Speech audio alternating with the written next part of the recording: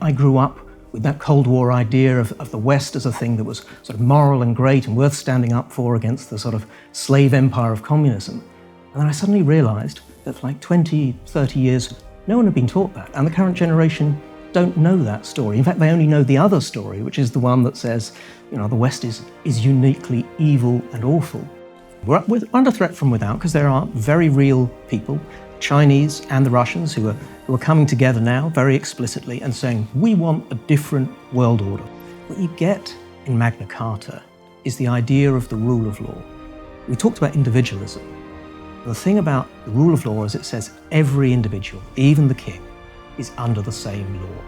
And we can go to court and we can thrash it out, but we'll follow the rules and we'll see who comes out on top. The other threat is inside.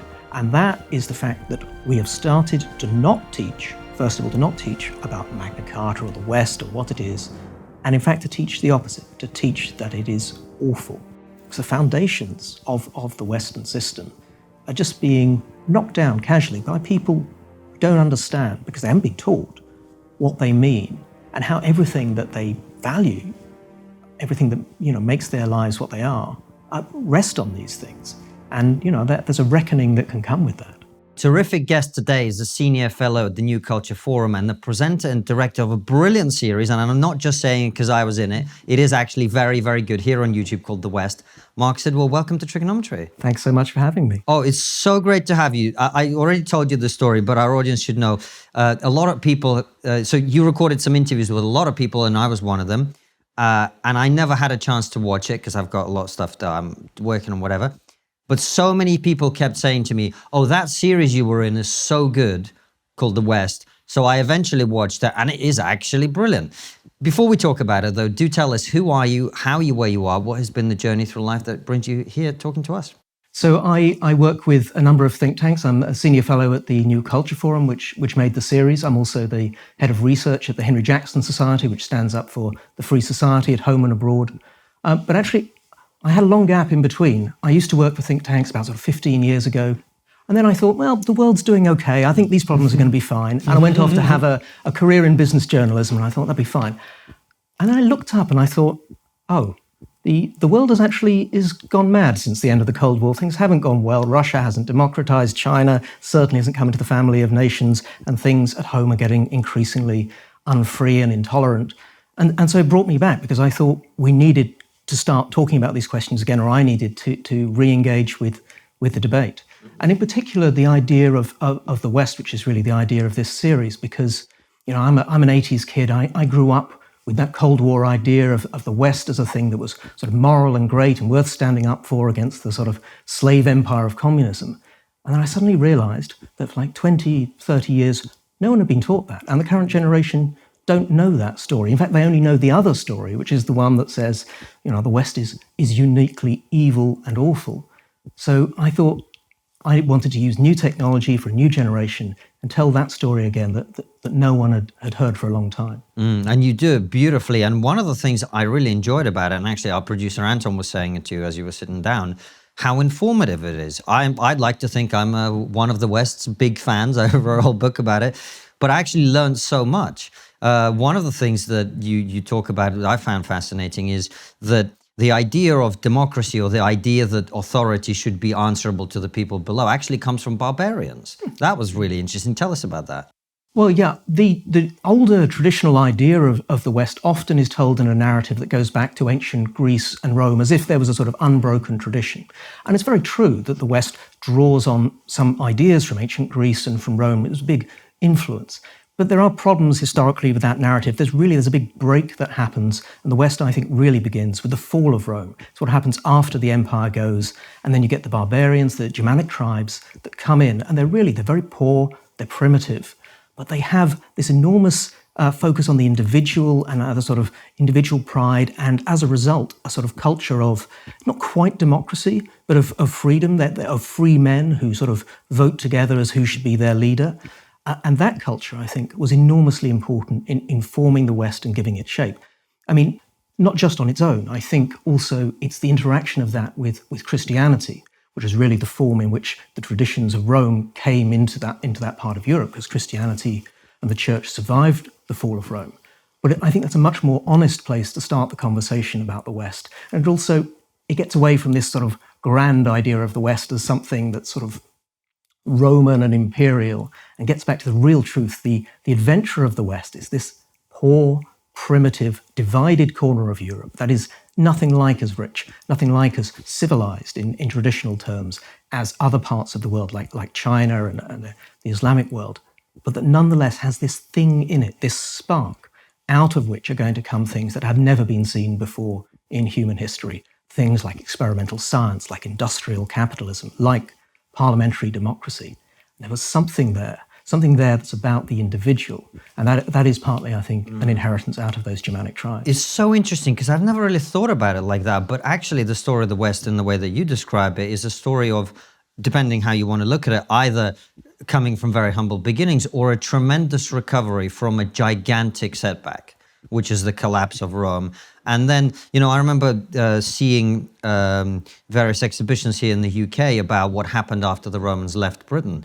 And the tribes that came after, who hadn't directly been in contact with the Roman civilization, the gap between them and the Romans technologically was so vast that they thought that the buildings that the Romans had erected here, which were nothing as impressive as the ones they built actually in Rome, were the work of gods, because they couldn't imagine engineering at that level. And to come from that to being the most successful civilization in the history of the world is quite remarkable, isn't it? It's quite remarkable. And I think the West, it's the triumph of the small. It's the triumph of giving power to individuals. But it didn't really happen because of a grand theory. It happened because when Rome fell and then Europe was divided, no one could exert power from above to tell people what to do. Plus, you had this culture from below that was quite individualistic anyway. So then people were free to play around with ideas. There wasn't enough people who could quash it. Traditional civilizations, which in many ways the West isn't, are much more about stability, about power from the top, about great empires. And the problem with that is you can get to quite a high level of sophistication, but its primary virtue is stability and stasis and the people at the top keeping power. And they say no to the dangerous, crazy ideas that might take them forward. And so that's why you don't get industrialization happening elsewhere, where you don't get all the crazy inventions. Columbus going to the New World. Well, so the Chinese had great treasure voyages, huge, much more sophisticated fleets that went out into the world. But they weren't that interested because they thought they were more important. And it was all controlled from the imperial court. So when the imperial court said, well, we don't want to do that anymore, ban the ships, burn the ships, whatever, no one goes. In Europe, you have an independent, crazy guy, Columbus, who's like, I think that we can get, to Asia by going over the ocean. And he was wrong that you could do that because he thought the world was much smaller than it actually was. And, smart people could have told him that.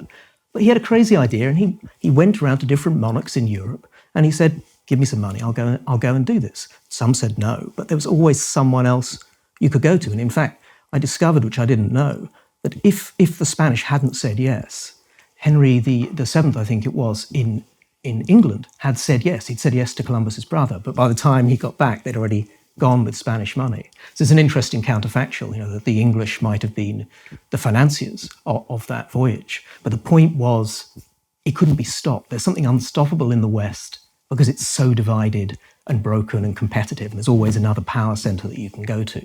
That means wild ideas sort of bubble up. It's a really good point, because you wouldn't get that in China, like you said before. There's so many aspects of your documentary that I found fascinating, in particular when you talk about empire and the slave trade, because it seems to me we have an absolutely blinkered approach to talking about these subjects, which understandably can be seen as quite contentious.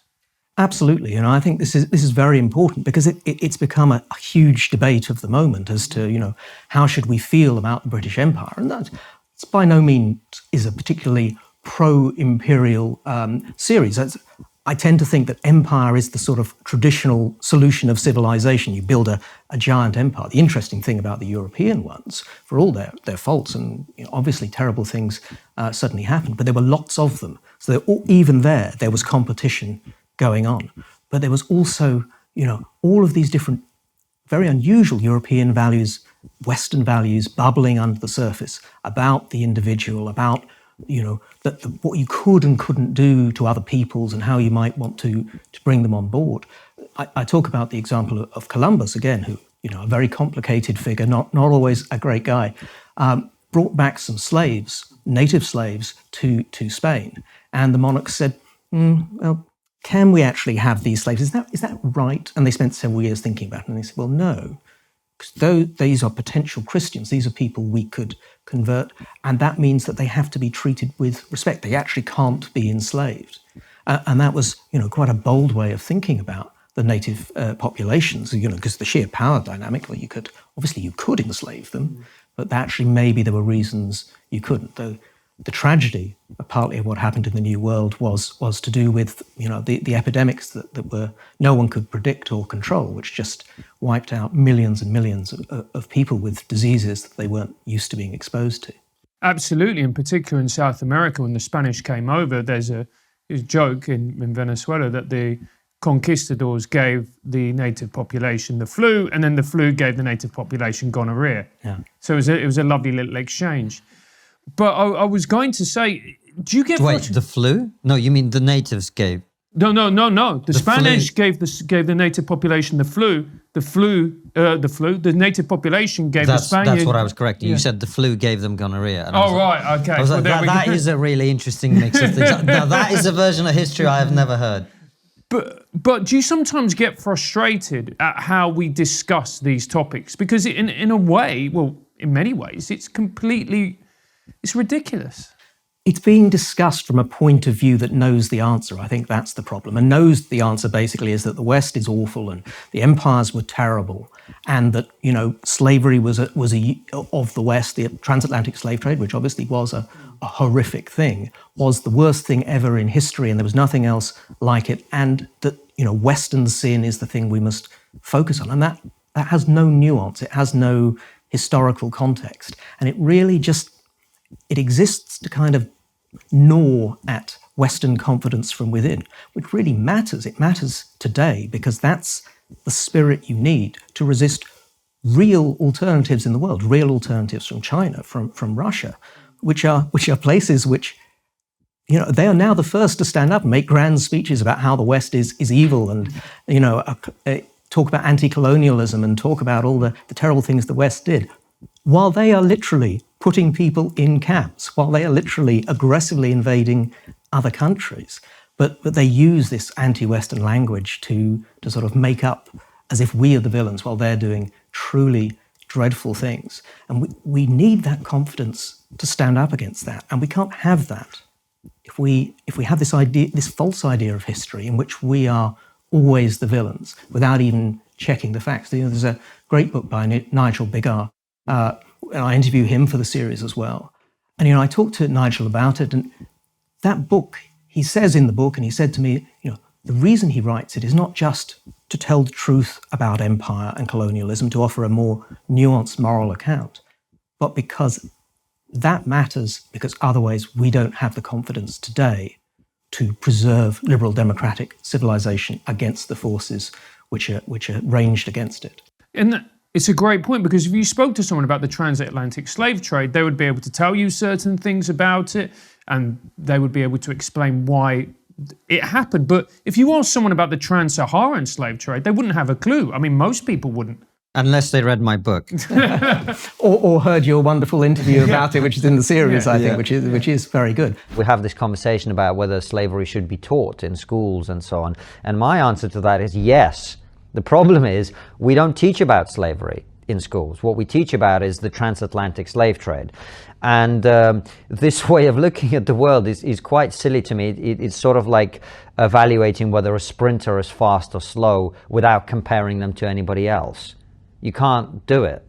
You have to understand what was happening everywhere else at the same time. And I talk about my own family history of being slaves in Russia. I talk about what was happening in my country, what was happening in Africa when the evil Western colonialists arrived. And by the way, the transatlantic slave trade was absolutely evil by the standards of the modern day.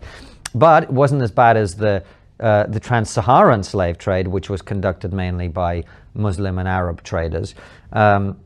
didn't last as long, didn't take as many lives, didn't have such a high death rate, and slavery was continually practiced around the world much later, and only ended, by the way, thanks to the Western colonial powers putting a lot of effort and a lot of money into it. Does that excuse the transatlantic slave trade? Of course not. But it gives you the context to understand that the Western powers are and remain some of the most progressive, tolerant societies that have ever been created. And our crimes, which are many, there is no doubt they are many, should be seen in the context of that, in the context of the fact that other great civilizations and empires around the world were doing the exact same things and worse at the same time. And we ended it. We stopped it. Not only did we end it within our own empires and our own borders, but we also then spent over a century spending vast amounts of money and power and treasure out in the world trying to enforce this on other people and trying to stop slavery wherever we could. Britain was among the first states in the history of the world to abolish the slave trade and then to abolish slavery. And it then led the world in suppressing both of those, as I said, from Brazil across Africa to Malaysia. That was extraordinary. No other state had done that before. No other states had done that before, certainly not in Africa, certainly not in Asia, nor among the indigenous peoples of North America. That was extraordinary. And we carried on doing that for until the end of the empire in the 1960s. And in the 1820s and 30s, the slave trade department in the British Foreign Office was the largest unit. And in the 1830s or 40s, thereabouts, 13% of the total manpower of the Royal Navy was devoted to stopping slave ships leaving West Africa for the Americas. Just stopping that, quite apart from stopping slavery elsewhere. And that is an extraordinary legacy, an extraordinary moment in human history where slavery goes from being part of the background, something that's awful maybe, but something that's kind of understood that it happens sometimes, to being something that's morally unacceptable, and morally unacceptable because of a deep understanding of what the principles of Western civilization are, and that to live up to those more fully, we're going to have just wipe this thing out. Which brings us neatly onto Christianity, because that's really what you're talking about. But before we go there, I went to the Slavery Museum in Liverpool, and in many ways it's very good, but nowhere in it, and I went through the whole thing because it's an interesting subject, historically speaking, to look at. Does it say who was it that sold the slaves? Nor does it really talk about how the slave trade was ended around the world, by the way, whose idea was that it should not happen. Can't trust Scousers, man. Well, that's certainly true. We have a Scouser running the show. But Christianity, Marc, what is the role that Christianity plays in the development of our civilization? Because there are some people that might argue, and David Starkey, who's a former guest on our show, who might argue, actually it's the religion that brings down the Roman Empire. It's the sort of wokeness of antiquity that sort of takes a powerful and confident civilization and makes it meek and feeble and so on. And yet here we are. So what is the story of Christianity in the context of our civilization? Well, Christianity is a morally revolutionary way of thinking about the world. It is itself against dominance and power from the top, and in many ways against empire, arguably. And it was a revolution inside the Roman system. But of course, the Roman system, being imperial, was in many ways very cruel, very terrible to women in particular. It was often the women who understood, first of all, the attraction of Christianity. And it spoke powerfully after the Roman period to these Germanic tribes. This was a whole new kind of heroism. And they were very attracted to it, in part, I think, because it was a heroism that was democratic. It wasn't just a few people at the top who could be heroes, sort of the true aristocrats, but anyone, and that everyone mattered, and that became a very, very powerful force in Western history. And, more recently, I suppose, there has been a tendency to see the sort of key liberal democratic ideas as coming very much from the Enlightenment, say.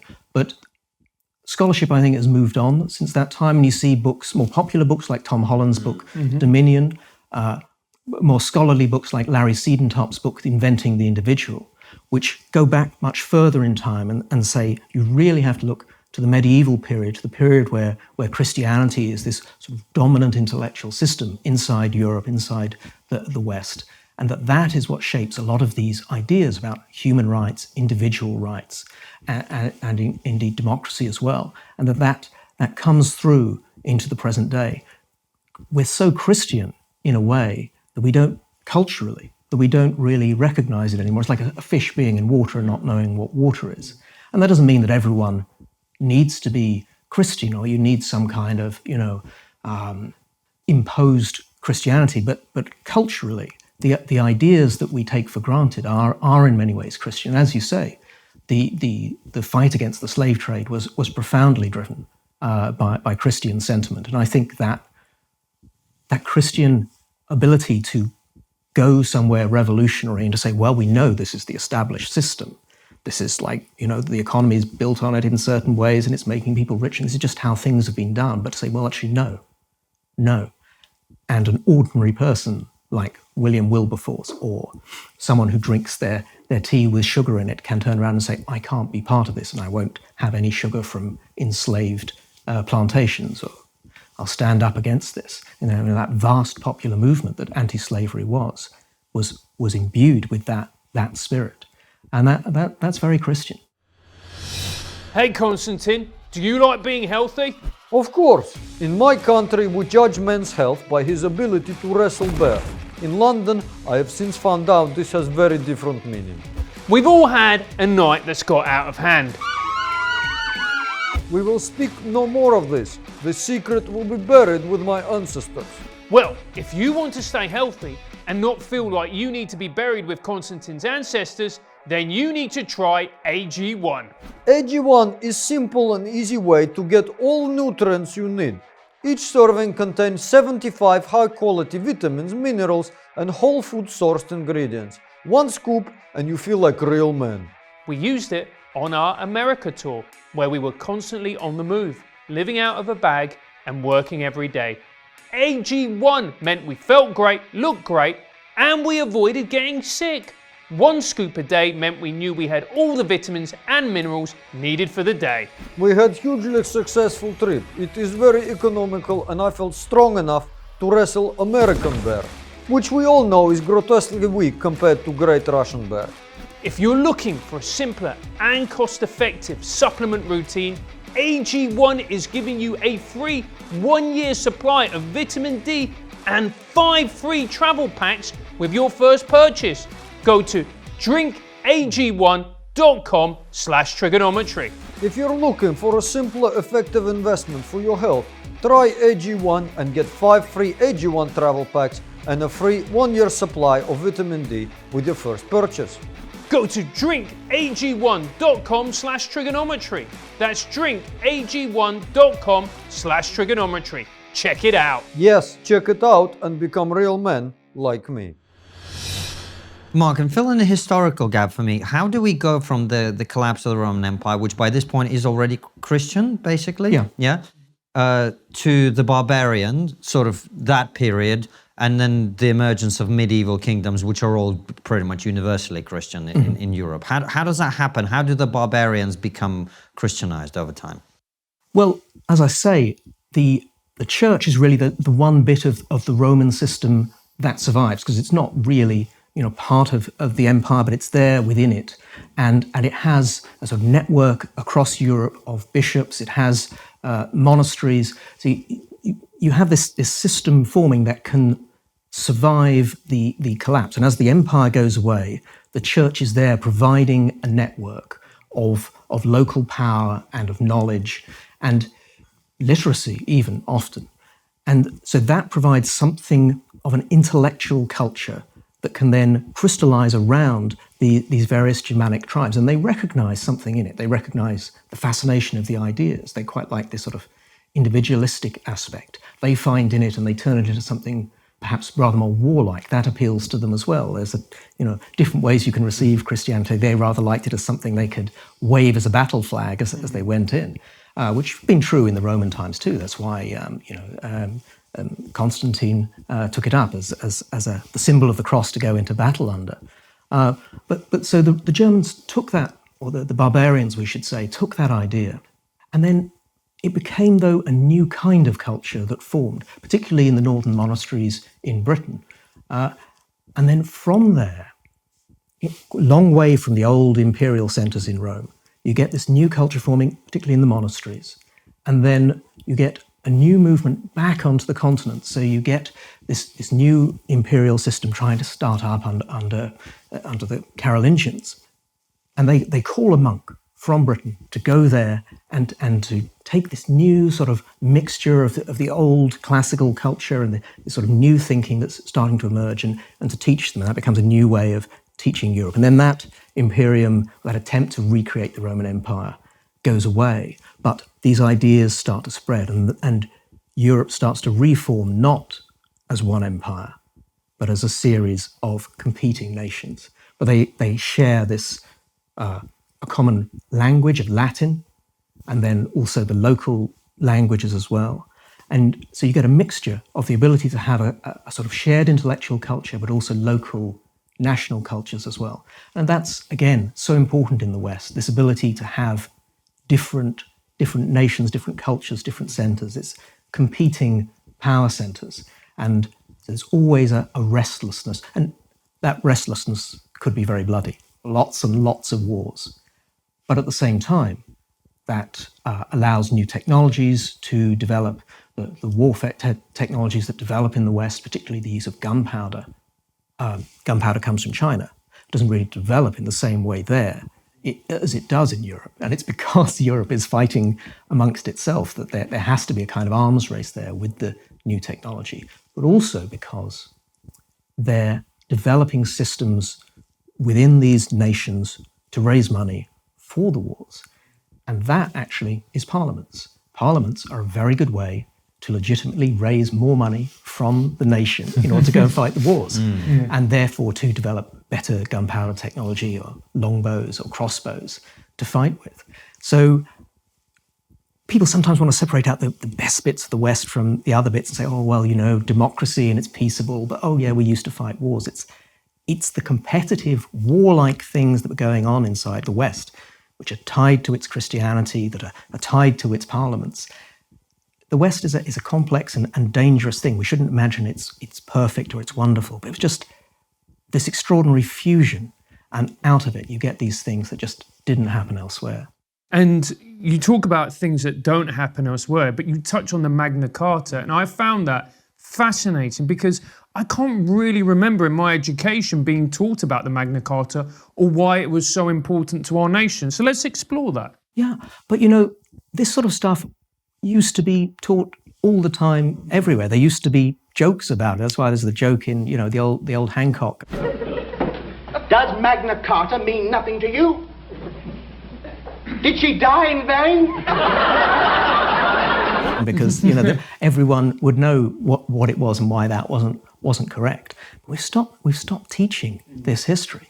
What you get in Magna Carta, and this is really something that I think is central, and we perhaps haven't talked enough about yet, is the idea of the rule of law. We talked about individualism. And the thing about the rule of law is it says every individual, even the king, is under the same law. And we can go to court and we can thrash it out, but we'll follow the rules and we'll see who comes out on top. It's not that because you're rich and powerful and the king that you can just do what you like.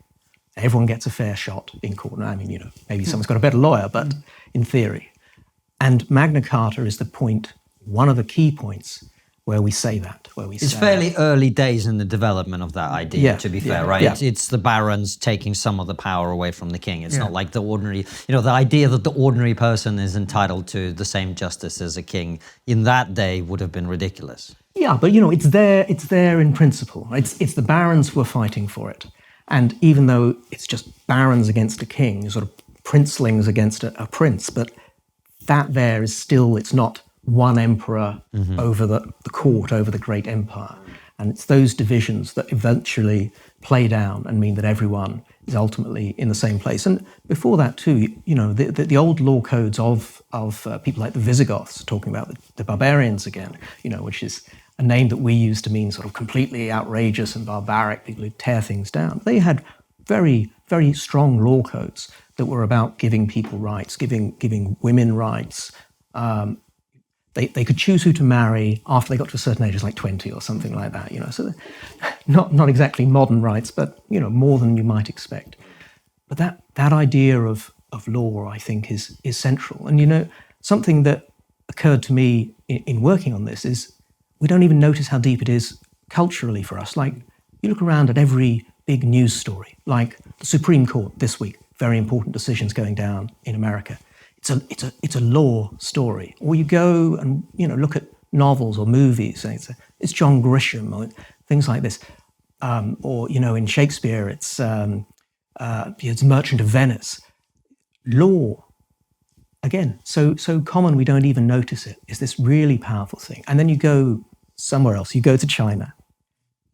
There's no rule of law. There are things that might look like it, there are things that might look like courts, but China is a place where there are, 2 to 5 million people in prison? Not a single one of them has had a fair trial. It's like 99% of prosecutions end in convictions. 99% of appeals are refused.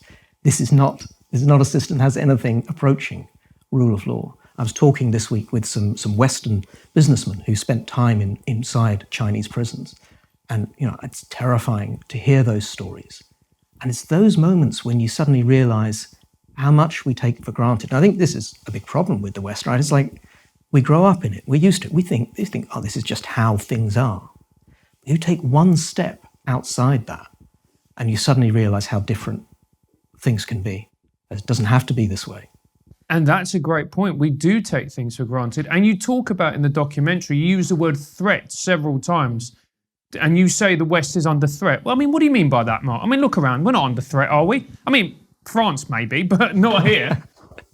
We're under threat from without, and we're under threat from within. We're under threat from without because there are very real people, Chinese and the Russians, who are coming together now very explicitly and saying, we want a different world order. We think our way, even though it involves putting people in camps for their religion or because it involves us shamelessly invading and butchering people in another country, but we think our way is better than your way. And if we can, we're going to take over and we're going to impose a different system, a system in which individuals don't matter, in which things are run from the top, in which there is no rule of law. Now, okay, we can feel pretty safe from that here, maybe, but they're getting stronger, they're very powerful. We are really going to care about them if Chinese invade Taiwan and suddenly we can't get the microchips that run everything in our country, from cars to watches to mobile phones.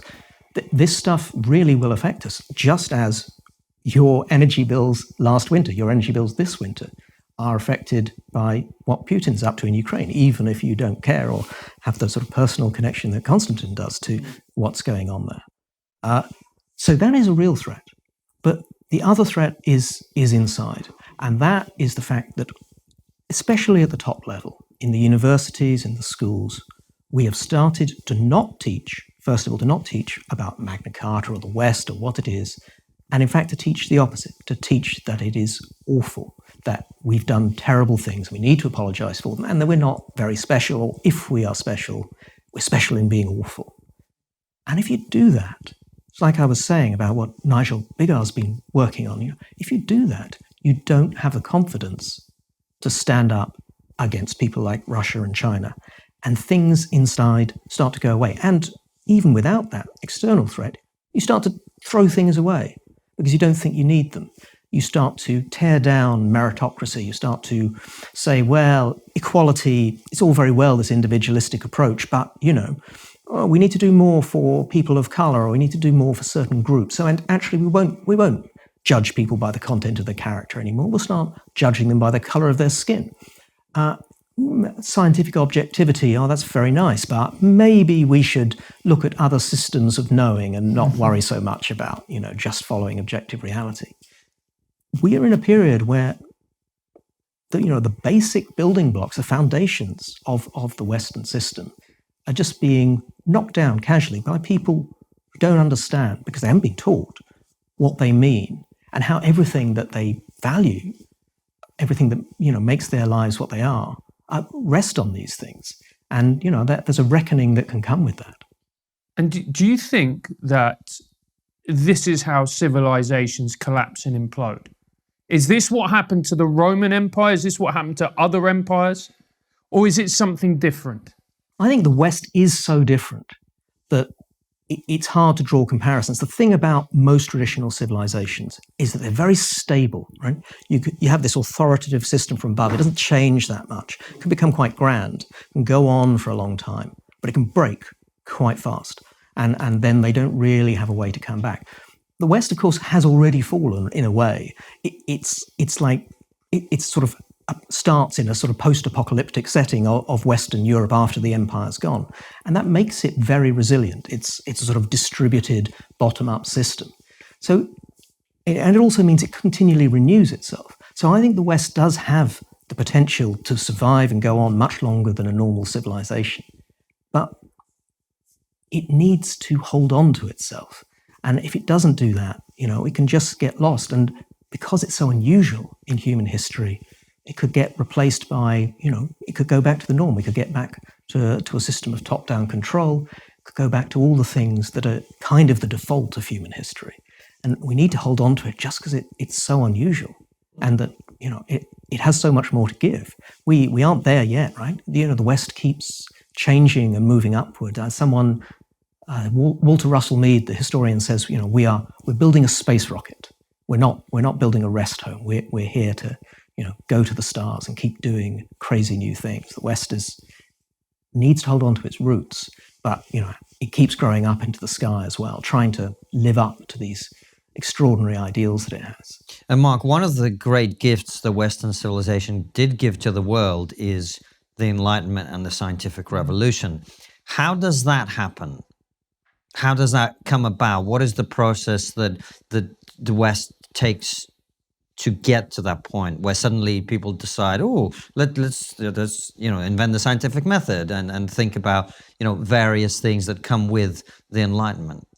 It's an incredibly hard thing to do, and this is why it doesn't happen elsewhere. And in the West, it takes a very long time as well. The West has two things going for it, though, apart from its general sort of individualistic sort of setting where mad ideas can be allowed to sort of bubble through. Firstly, it's quite an inventive culture. That was always true. It's true from the Germanic days. You get things going on where there's a lot of automation early, well before the Industrial Revolution. You've got water mills, windmills.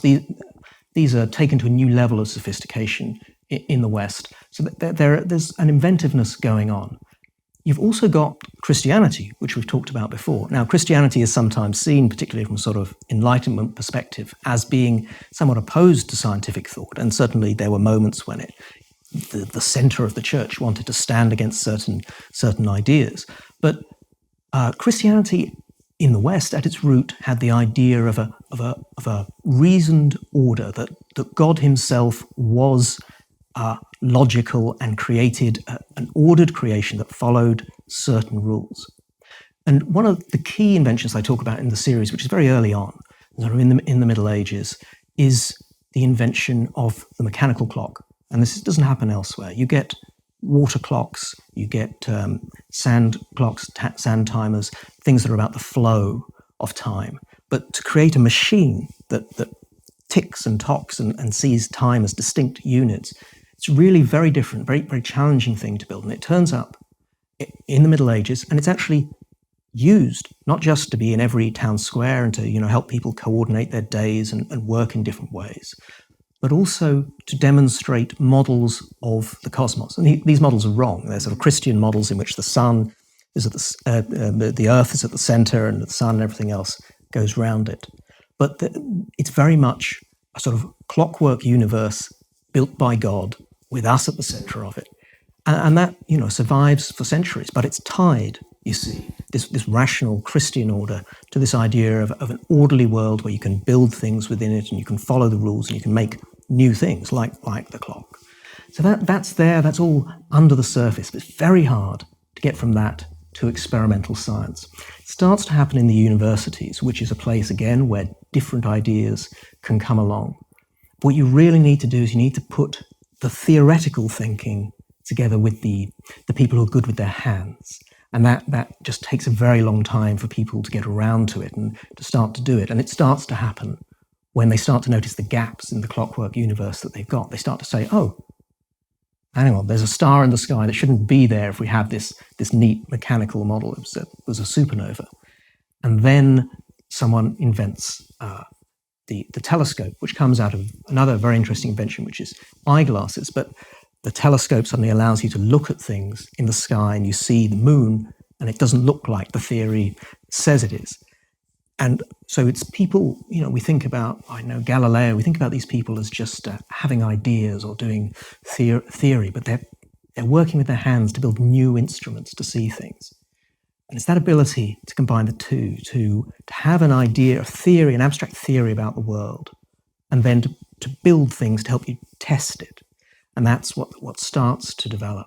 And in fact, that feeds into the Industrial Revolution as well, because what James Watt does with the steam engine, which is at the center of that, is to improve it and to make it more efficient. But he does it by knowing theoretical people, by talking to them about their new ideas, and then hammering and going and smelting and working with iron to see if he can make a new thing that works, and trying again. So that sort of trial and error with the hands put together with this sort of theoretical, abstract thinking about the world, and that then those two together, suddenly you have this ability to not just have one invention, but to sort of have a way of inventing and getting to know this ordered world in a whole new way, and it just opens doors that we're still walking through. And it's the ability to tolerate heretical thought as well, although that wasn't always the case. And of course, there were great thinkers who unfortunately paid with their lives for their thinking, their thoughts and their work. But we were able to tolerate that in the West, weren't we? We were able to tolerate that within universities because they were kind of independent institutions. That goes back to the idea of law. They could, special law that allowed them to be these independent corporations, but also because they were sort of independent princes. So again, it's a bit like Columbus. You go and find another patron, go and find another power center that'll protect you for their own personal reasons from the papacy. So maybe the Pope doesn't want you to say that we're not at the center of the universe. But, there's probably a prince up the road who will look after you and have you at his court, particularly if you're going to help him come up with cool new inventions that will maybe help him defeat his neighbors or something. And do you think that is the main difference between the West and the Islamic world? Because as a lot of people will be able to tell you, at one point the Islamic world was streets ahead of us when it came to science and maths, etc. Absolutely, yeah. And I talk about it in the documentary how there's a lot of sort of westernized names that we have for the people who really influenced us in important ways and provided things into the West that we'd lost. Alhazen is very important for lenses. So his tracts are picked up by Roger Bacon in England, and that leads in some ways to spectacles. But the theory's all wrong. That's the interesting part about that, is they have these theoretical ideas, but they're not developing them practically. So they're not testing them. In some ways, it gets a bit frozen there. There's a point, where they could have gone down that road. But this is what, as I say, is kind of the default of human history. You have these flowerings or these moments where knowledge could break through, but ultimately you're within a civilized system in the sense of something that's sort of controlled by great princes from the top down. It's very centralized. It doesn't have somewhere you can go and hide from that and think the crazy thoughts. And it gets shut down. And there's a lot of documentary makers who say that when they make a documentary, I'm a huge fan of documentaries, I love them, that it's a real journey. It's almost a journey of a discovery when you make a documentary. So what did you actually learn as you were doing this? Yeah, it was a huge journey. And, the funny thing with Konstantin's interviews, we did that, in the summer or something. And then it was like 6 months or so before we were returning to it and trying to work out which bits to use. You do have a sort of time to really sort of think things through. I think one thing I've mentioned already, the idea of law and how important that was to the West, that's something that really struck me as I was making it. But I think too, it made me more optimistic about the West, because a lot of people can be like, oh, we're all doomed. Or if they think about the West, they think, oh, well, even if I like it, it's in decline. But when you study its story and you realize how often it's been, in a terrible state or in the bottom of a hole, and it's come back, and you see this sort of structure that it has, where it can sort of reinvent itself from below because it's so distributed. This idea of the West as in twilight, as in decline, it's like the place of sunset. But I really don't think so. It's always the sun coming over the horizon. There's always another dawn in the West, and so that made me much more optimistic. But in a way, I think that's so important, because it's people thinking, oh, well, the West is over, isn't it? Even if you think it's fine and it had an interesting run, its day is done really now, isn't it? Once you start thinking that, you're looking around for someone to surrender to, because you're wondering, well, who's going to be next? Maybe it's China. Maybe it's Russia. Maybe it's the Soviet Union, You need to have some confidence that there's still exciting things for us to do. Otherwise, why would you bother to keep our institutions, our traditions alive? Well, we are locked now culturally in. I mean, I'm so glad you came onto that, because this is, you talked about the past, but the future's arguably more important, although depending on the past, of course. We're locked in this cultural standoff now between a bunch of different groups. But one of the things that's going on is you have this group of people who've essentially either given up on the West, or people who think the West is uniquely evil for the reasons that you elaborated on.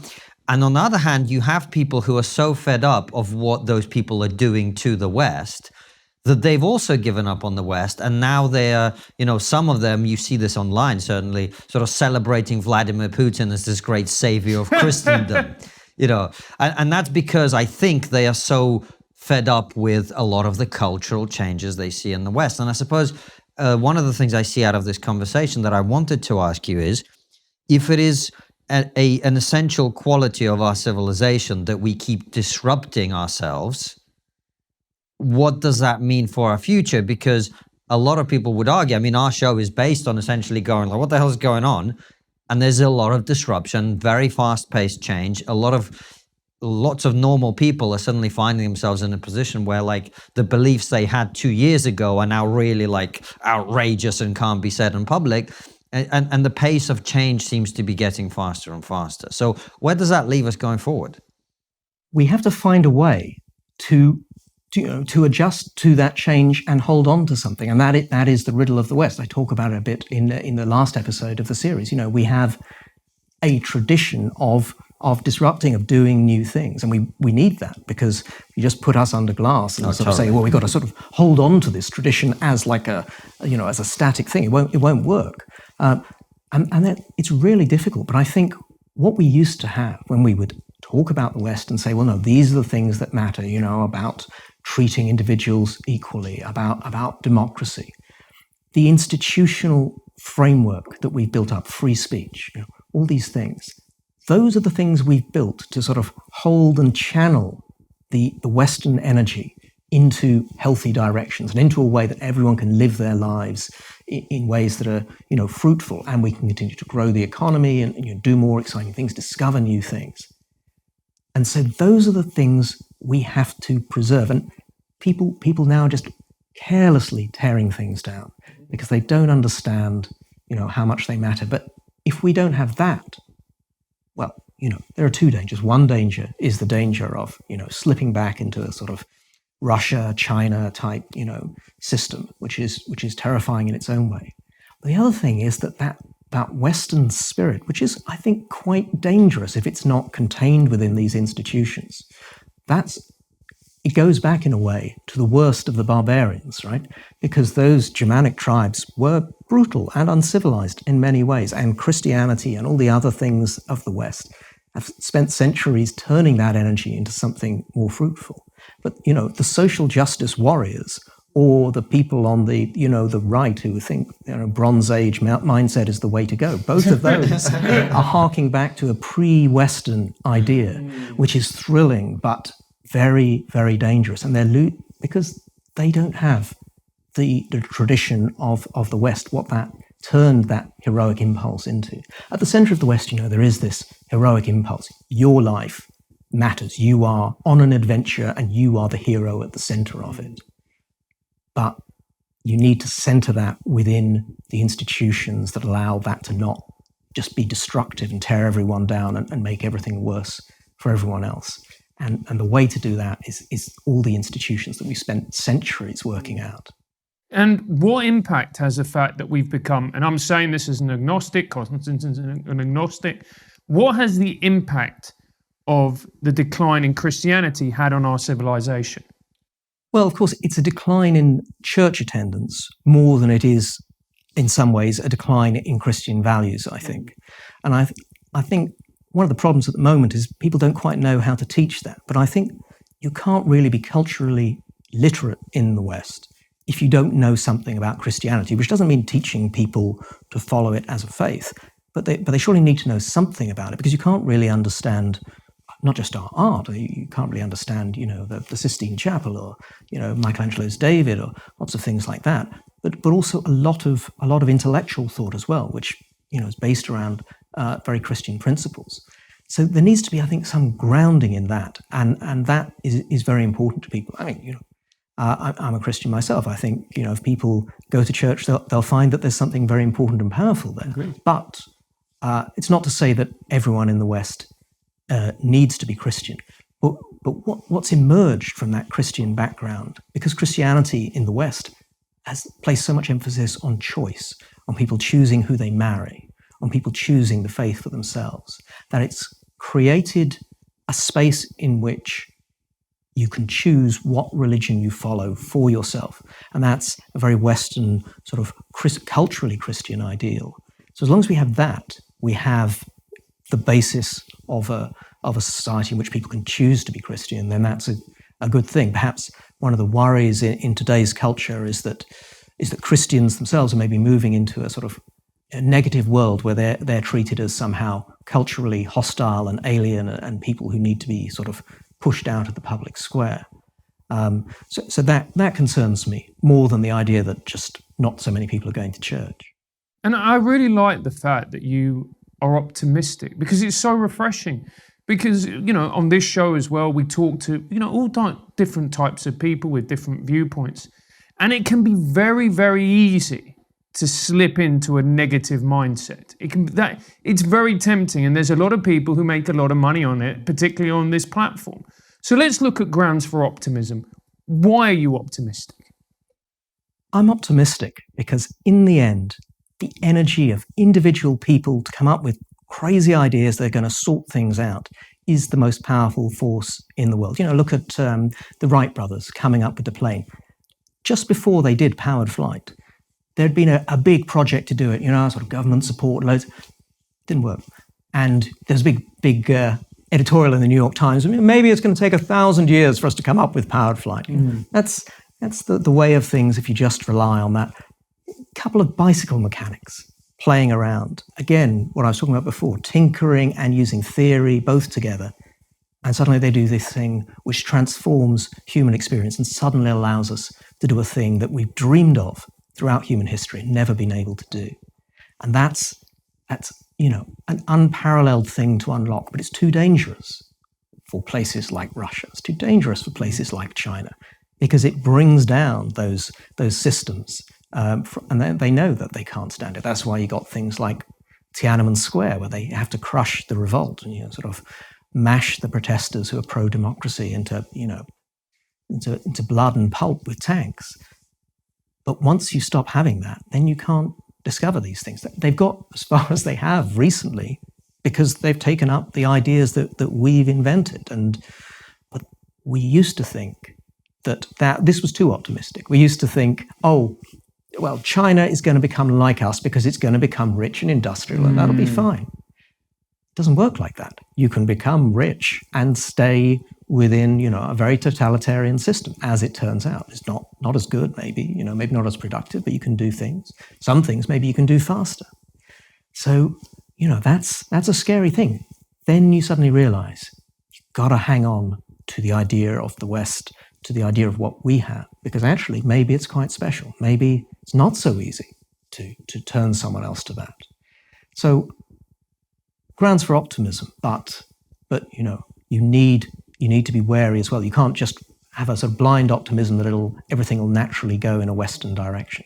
I think the most important point is here in all of this conversation is the importance of understanding our history correctly. And this is one of the reasons I've been writing and talking about a lot, because if we don't have a healthy view of ourselves, I think it's very difficult to then have a confidence in the future and have the right attitude about the future to deal with the challenges to come. And because of that, I think your documentary is really, really important and beautifully made. You've got some fantastic guests interviewed there, people who we've had on the show, as well as others. Andrew Clavin is in it, Nigel Biggar, you mentioned, James Bartholomew, a bunch of very, very good guests. So thank you for making it. It was a real pleasure to be involved.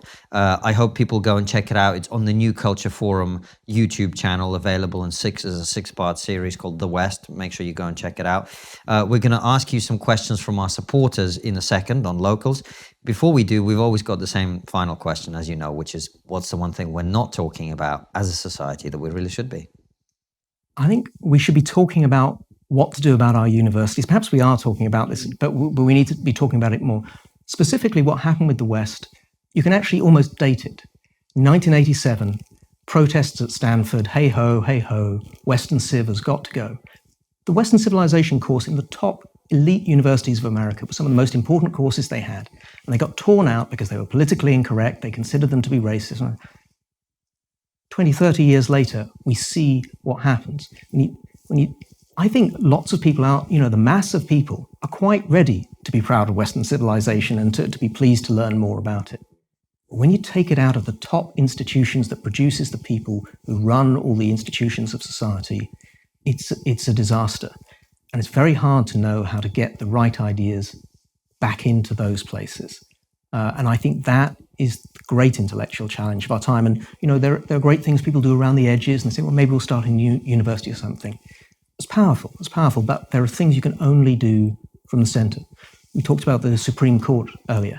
The Supreme Court and its ability to make decisions which, I would argue stand up for rule of law and very important Western principles happened because of the Federalist Society, which worked inside top American law schools to bring top lawyers to think in a certain way and ultimately to be in a position of power in the Supreme Court in America. More broadly, what else can we do that's like that takes these ideas back, not just to the people who are more receptive to them, not just in our schools to everybody, but to the people who are going to have power in our society? Because the problem we've got is people right at the top who prefer fashionable ideas about how awful we are. And until we can reach them, it's very hard to change things around. Well, I would argue that actually we've just done it, and you've done it with your series, and the conversations we're having and people writing books about these things actually is what will make that difference. Because actually, I really agree with you that I think the overwhelming majority of people in our countries, not just this country, but in many others, are ready to hear a balanced and sensible, healthy message about our past, our present, and our future. So thank you very much for coming on, and join us on Locals, where we will talk more with Marc and ask him your questions.